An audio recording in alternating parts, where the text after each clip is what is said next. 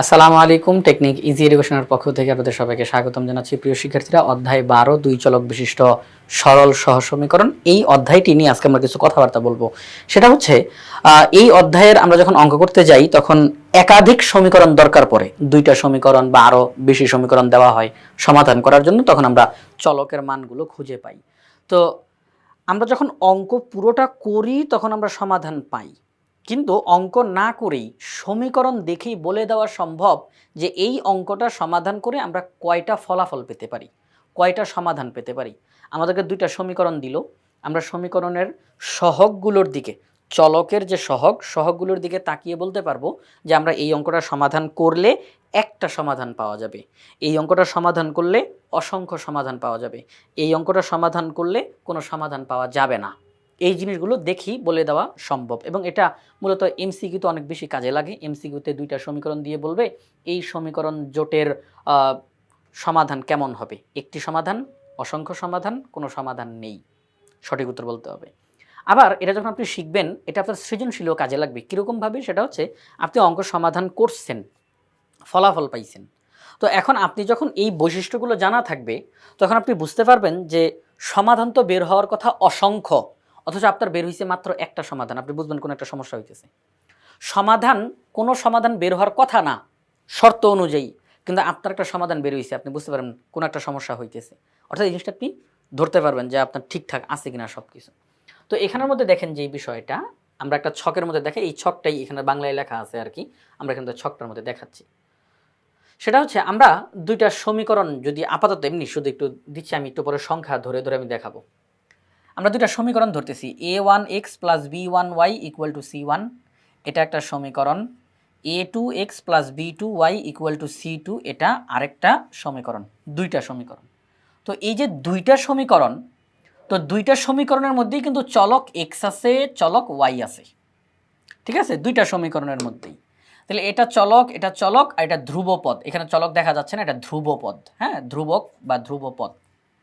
তো এই সমীকরণে x এর চলককে আমরা বলতেছি a1, যেহেতু এই সমীকরণেও x আছে এই জন্য এটার সহগকে আমরা বলতেছি a2। এখানে চলকের সহগকে বলতেছি a1, এখানে চলকের সহগকে বলতেছি a2, কারণ এটাও x, এটাও x।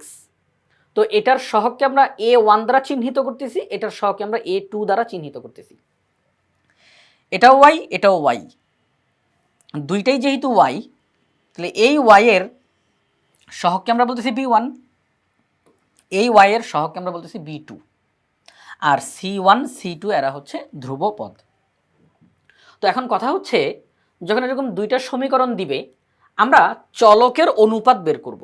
চলকের অনুপাত, x চলকের অনুপাত a1 বাই a2, y চলকের অনুপাত b1 বাই b2। আপাতত এখানেই থাকি। যদি আমরা দেখতে পাই x এবং y এই যে দুইটা চলক, তাদের সহগদ্বয়ের অনুপাত সমান হয় নাই। x চলক, y চলক, এই দুইটা চলকের সহগদ্বয় তাদের অনুপাত সমান হয় নাই। x চলকের যে দুইটা সহগ আছে তাদের অনুপাত, y চলকের যে দুইটা সহগ আছে তাদের অনুপাত, এই দুইটা অনুপাত সমান হয় নাই। ঠিক ওই মুহূর্তে আমরা বুঝে যাব যে আমরা যদি এই অঙ্কটা সমাধান করি আমরা কেবলমাত্র একটা সমাধান পাবো। কয়টা সমাধান পাবো? কেবলমাত্র একটা সমাধান পাবো, একটার বেশি না। আমরা এক্সেরও একটা মান পাবো, ওয়াইয়েরও একটা মান পাবো, এর বেশি মান পাওয়া যাবে না এই অঙ্কটা সমাধান করে। হ্যাঁ, তাহলে আমরা কি বুঝলাম? যখন দুইটা সমীকরণ দেওয়া থাকবে, এক্স চলকের সহগদ্বয়ের অনুপাত, ওয়াই চলকের সহগদ্বয়ের অনুপাত, যদি এই দুইটা অনুপাত পরস্পর সমান না হয় তাহলে বুঝতে হবে এই দুইটা সমীকরণ সমাধান করে কেবলমাত্র একটা সমাধান পাওয়া যাবে। তো যখন এরকম ঘটনা ঘটে যে এক্স চলকের অনুপাত, ওয়াই চলকের অনুপাত তারা সমান হয় নাই, তখন এই দুইটা সমীকরণকে বলা হবে সামঞ্জস্য। সামঞ্জস্য, অসামঞ্জস্য মানে কি? যখন আমরা অঙ্কের সমাধান পাবো, সমাধান পাওয়া সম্ভব, তখন বলা হবে সামঞ্জস্য। তখন কি বলা হবে? সামঞ্জস্য। আর যখন সমাধান পাওয়া সম্ভব না তখন এটাকে বলা হবে অসামঞ্জস্য। দুইটা সমীকরণ দিল, যদি আমরা এই দুইটা সমীকরণ সমাধান করে সমাধান পাই, ফলাফল পাই, তাহলে আমরা বলবো সামঞ্জস্য। আর যদি ফলাফল না পাই তাহলে আমরা বলবো অসামঞ্জস্য। আচ্ছা, এই যে নির্ভরশীল অনির্ভরশীল লেখা আছে, আমি এটা একটু পরে বুঝাচ্ছি, হ্যাঁ, এটা একটু পরে বুঝাচ্ছি। আচ্ছা, তো এখন দেখেন যে বিষয়টা, এই যে আমাদেরকে দুইটা সমীকরণ দিল, সমীকরণের চলকদ্বয়ের অনুপাতের, চলকদ্বয়ের সহগদ্বয়ের অনুপাত, দুইটা সমীকরণের মধ্যে যেই চলকগুলো আছে চলকের সহগদ্বয়ের অনুপাত সমান না, তাহলে এই সমীকরণ দ্বয় হচ্ছে সামঞ্জস্য, মানে সমাধান পাওয়া সম্ভব এবং একটা মাত্র সমাধান পাওয়া যাবে। কয়টা সমাধান? একটা সমাধান। এরপরে দেখেন, যদি এমন হয় যে দুইটা সমীকরণ আমাকে দিল, এরপর আমি চলকের সহগদ্বয়ের অনুপাত বের করলাম, আমি দেখতেছি যে তারা সমান হয়ে গেছে। এক্স চলকের সহগদ্বয় এর অনুপাত ওয়াই চলকের সহগদ্বয়ের অনুপাত সমান হয়ে গেছে।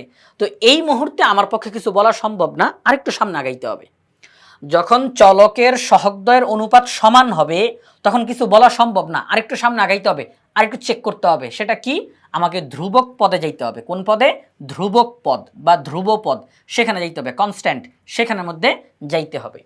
আমি এখন ধ্রুবক পদ দ্বয়ের অনুপাত বের করব। চলক দ্বয়ের সহগদ্বয়ের অনুপাত যদি সমান হয় তখন আমরা ধ্রুবক পদেরও অনুপাত বের করব। এখন আমি সবাইকে চেক করব, যদি দেখা যায় চলক দ্বয়ের সহগদ্বয়ের অনুপাত এবং ধ্রুবক পদের অনুপাত সমান হইছে, মানে সবগুলো সমান, অনুপাত অনুপাত সবাই সমান, এক্স চলকের সহগদ্বয়ের অনুপাত, ওয়াই চলকের সহগদ্বয়ের অনুপাত এবং ধ্রুবক পদদ্বয়ের অনুপাত সবাই সমান, তখন আমি বলবো হ্যাঁ, এখনও সমাধান পাওয়া সম্ভব, এখনও সমাধান পাওয়া সম্ভব। আর সমাধান পাওয়া সম্ভব হলেই আমি তার নাম দিব সামঞ্জস্য। সামঞ্জস্য অর্থাৎ সমাধান পাওয়া সম্ভব। এখন কয়টা সমাধান পাওয়া যাবে? যখন আমরা দেখব এক্স চলকের সহগদ্বয়ের অনুপাত, ওয়াই চলকের সহগদ্বয়ের অনুপাত এবং ধ্রুবক পদদ্বয়ের অনুপাত সবাই সমান, তখন অসংখ্য সমাধান পাওয়া যাবে। একটা দুইটা তিনটা না, অসংখ্য সমাধান পাওয়া যাবে। এই অঙ্কটা সমাধান করলে আমরা অসংখ্য সমাধান পাবো। ঠিক আছে? আচ্ছা, যখন আমরা দেখতে পাবো এক্স চলকের সহগদ্বয়ের অনুপাত, ওয়াই চলকের সহগদ্বয়ের অনুপাত সমান হয়েছে, এখনই বলা সম্ভব না, আরেকটু সামনে আগাইতে হবে।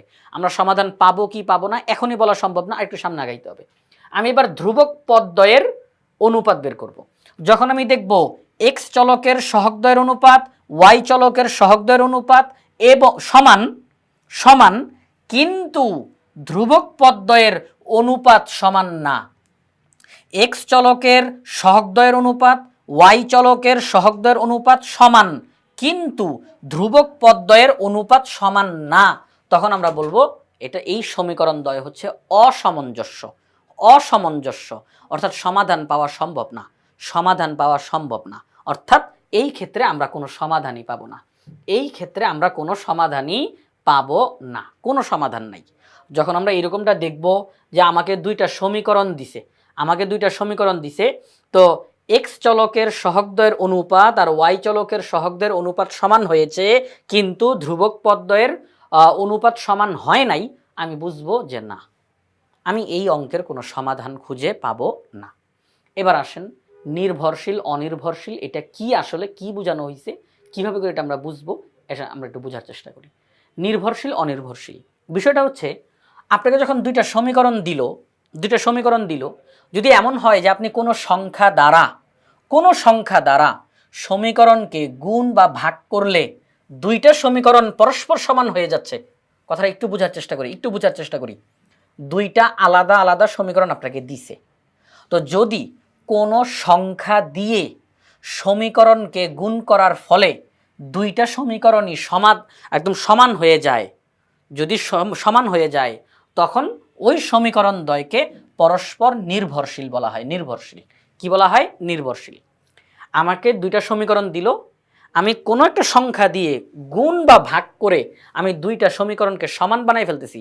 সমান বলতে সহগগুলো সমান হয়ে যাবে, সমান বানাই ফেলতে পারতেছি, তখন আমি বলবো এই সমীকরণ দ্বয় একে অপরের উপর নির্ভরশীল, একটা আরেকটার উপরে নির্ভরশীল। কোনো একটা সংখ্যা দিয়ে গুণ করে বা ভাগ করে, ছোট করে বা বড় করে এদেরকে সমান বানায় ফেলা সম্ভব, তার মানে এরা নির্ভরশীল। আর যখন এটা সম্ভব না, অর্থাৎ দুইটা সমীকরণ দিছে কিন্তু আমি কোনো সংখ্যা দিয়েই গুণ বা ভাগ করে এদেরকে সমান বানাইতে পারতেছি না, আমাকে দুইটা সমীকরণ দিছে, কিন্তু কোনো সংখ্যা দিয়েই গুণ করে অথবা ভাগ করে আমি সমীকরণগুলোকে সমান বানাইতে পারতেছি না, তখন এই সমীকরণ দ্বয়কে বলা হবে অনির্ভরশীল। কি বলা হবে? অনির্ভরশীল। ঠিক আছে? আচ্ছা, তাহলে প্রিয় শিক্ষার্থীরা, আশা করি আপনারা সবাই বুঝতে পারছেন যে, তাহলে আমি এবার পুরোটা একবারে বলি। হ্যাঁ, দুইটা সমীকরণ দিল। কয়টা সমীকরণ দিল? দুইটা সমীকরণ দিল। চলকের সহগদ্বয়ের অনুপাত যদি সমান না হয়, তাহলে আর চেক করতে হবে না, আমরা বুঝে যাব যে আমরা এই অঙ্ক সমাধান করে মাত্র একটা সমাধান পাব। যদি দুইটা সমীকরণের চলকদ্বয়ের সহগদ্বয়ের অনুপাত সমান হয়, তাহলে এখনই কিছু বলা যাবে না, আরও কিছু তথ্য দরকার।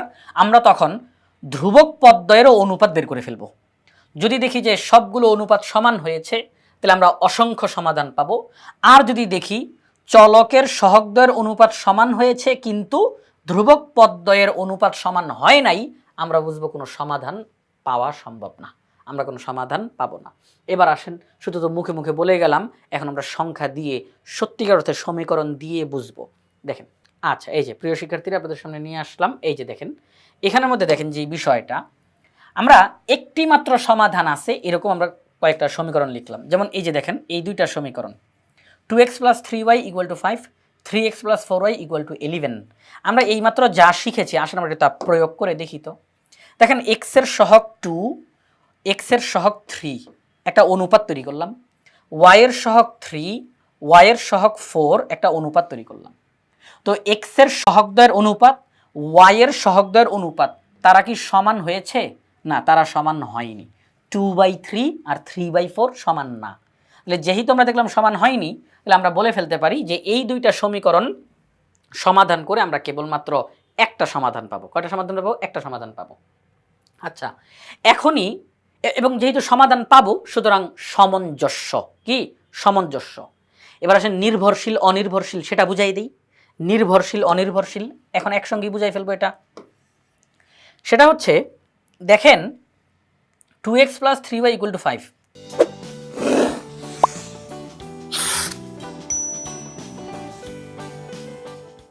আপনি যে কোনো সংখ্যা দিয়ে যে কোনো একটা সমীকরণকে গুণ করেন বা ভাগ করেন, দেখেন তো দুইটা সমীকরণ সমান হয় কিনা। আপনি যদি 2 দিয়ে 2কে গুণ করেন, তাহলে 2 দুগুণে 4, 3 দুগুণে 6, 5 দুগুণে 10, এই সমীকরণের সমান হয়।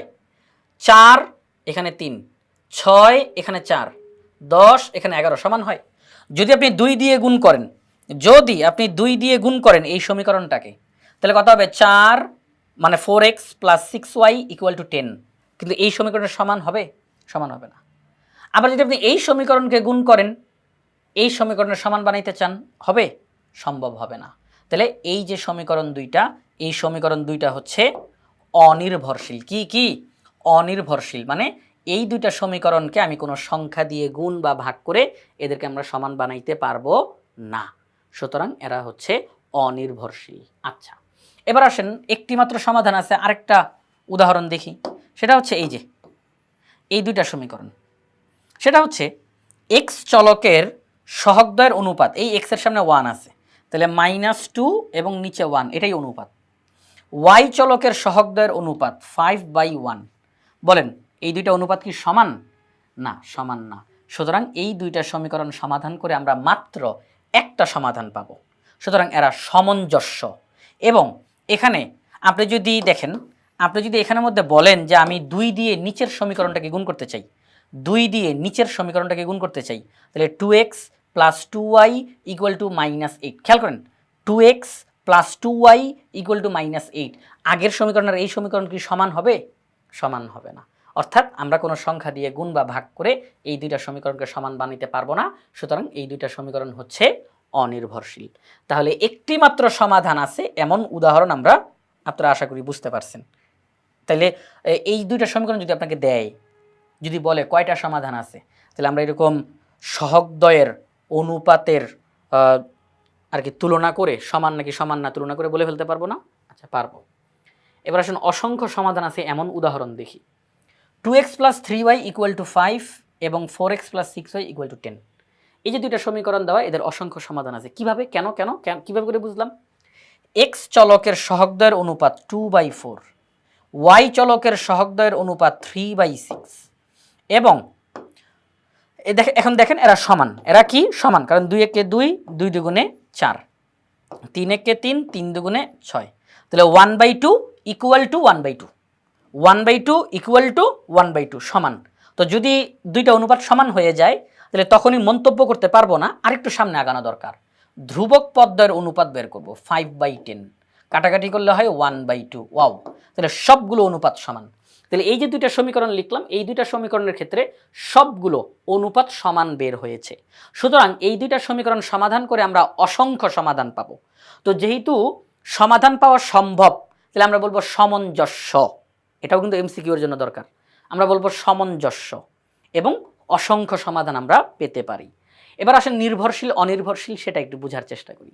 খেয়াল করে দেখেন, আমরা যদি এখানের মধ্যে এই যে দেখেন, যদি 2 দিয়ে এই সমীকরণটাকে গুণ করি তাহলে 2 দুগুণে 4x, 3 দুগুণে 6y এবং 5 দুগুণে 10।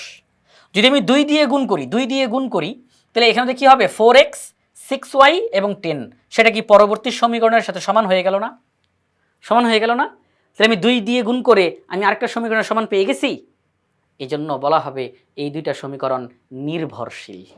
আবার খেয়াল করে দেখেন, আমি যদি এই সমীকরণটাকে 2 দিয়ে ভাগ করি, 2 দিয়ে যদি 4কে ভাগ করেন তাহলে হবে 2x, 2 দিয়ে 6কে ভাগ করেন 3y, 2 দিয়ে 10কে ভাগ করেন তাহলে 5, সেটা আবার আগের সমীকরণের সাথে সমান হয়ে যাবে, সমান হয়ে যাবে। আচ্ছা, এই জন্য এই দুইটা সমীকরণকে বলা হবে নির্ভরশীল। আসেন আরেকটা উদাহরণ দেখি। x চলকের সহগদ্বয়ের অনুপাত y চলকের সহগদ্বয়ের অনুপাত সমান। তাহলে একটু সামনে আগাই। ধ্রুবক পদদ্বয়ের অনুপাত, এরাও সমান, কাটাকাটি করে সবগুলো সমান হয়। তাহলে অসংখ্য সমাধান আছে, সামঞ্জস্য, এবং আপনি যদি গুণ করেন তাহলে দেখবেন এটার সমান হবে, অথবা ভাগ করেন এটার সমান হবে, তাহলে এটা নির্ভরশীল। ক্লিয়ার? তাহলে অসংখ্য সমাধান আমরা বুঝলাম। এবার আসুন কোনো সমাধান নাই এটা বোঝার চেষ্টা করি। দেখেন x চলকের সহগদ্বয়ের অনুপাত 2/2, y চলকের সহগদ্বয়ের অনুপাত 3/3। তার মানে কাটাকাটি করলে তারা সবাই সমান হয়, সবাই সমান হয়। 2 2 কাটাকাটি করলে 1/1, 3 3 কাটাকাটি করলে 1/1, অনুপাত সমান হয়। তাহলে এখনই মন্তব্য করা যাবে না, আরেকটু সামনে আগানো দরকার। আমরা এখন ধ্রুবক পদদ্বয়ের অনুপাত বের করব। ধ্রুবক পদদ্বয়ের অনুপাত বের করলাম, এখন কি সমান হয়েছে? না, এখন কিন্তু আর সমান হয় নাই। তাহলে যেহেতু আমরা দেখলাম চলকের সহগদ্বয়ের অনুপাত সমান কিন্তু ধ্রুবক পদদ্বয়ের অনুপাত সমান না, সুতরাং এই দুইটা সমীকরণ সমাধান করে আমরা কোনো সমাধান পাবো না। যেহেতু কোনো সমাধান পাওয়া সম্ভব না, তাহলে এরা হচ্ছে অসামঞ্জস্য। যেহেতু কোনো সমাধান পাওয়া সম্ভব না, তাহলে এরা কি? অসামঞ্জস্য। তাহলে আমরা এখানে কি দেখতে পেলাম? যে আমরা এখানে কোনো সমাধান পাবো না। চলকের সহগদ্বয়ের অনুপাত সমান হয়েছে কিন্তু ধ্রুবক পদদ্বয়ের অনুপাত সমান হয়নি, তাহলে এখানে কোনো সমাধান পাওয়া সম্ভব না। যেহেতু সমাধান পাওয়া সম্ভব না, তাহলে এটা হচ্ছে অসামঞ্জস্য। এবার আসেন নির্ভরশীল অনির্ভরশীল, সেটা বোঝার চেষ্টা করি। এখানের মধ্যে আপনি যদি বারবার তো 2 দিয়ে বলতেছি, আসেন এবার অন্য সংখ্যা দিয়ে বলি, 3 দিয়ে বলি। 3 দিয়ে যদি কোনো একটা অনুপাতকে আপনি যে সমীকরণকে যদি গুণ করেন তাহলে কি দুইটা সমান হবে কিনা? আপনি যদি 3 দিয়ে গুণ করেন তাহলে কি দুইটা সমীকরণ সমান হবে? সমান হবে না। কারণ দেখেন সমান সমান সমান সমান, এখানে অসমান। তাহলে আপনি যেই সংখ্যা দিয়েই গুণ করেন না কেন, ভাগ করেন না কেন, গন্ডগোল লাগবে এখানে এসে। এখানে কোনো গন্ডগোল নাই, গন্ডগোল লাগবে এখানে এসে। কোনোভাবেই সমান হওয়া এখানে তো হবে না, কোনোভাবেই না, সম্ভব না। তাহলে এটা হবে অনির্ভরশীল। কারণ আমরা নির্ভরশীল অনির্ভরশীল কাকে বলতেছি? যখন কোনো সংখ্যা দিয়ে কোনো সমীকরণকে গুণ বা ভাগ করলে দুইটা সমীকরণ সমান হয়ে যাচ্ছে, তখন ওই দুইটা সমীকরণকে বলা হবে নির্ভরশীল। আর যখন কোনো সংখ্যা দিয়েই গুণ বা ভাগ করে দুইটা সমীকরণকে সমান বানানো যাবে না, তখন তাদেরকে বলা হবে অনির্ভরশীল।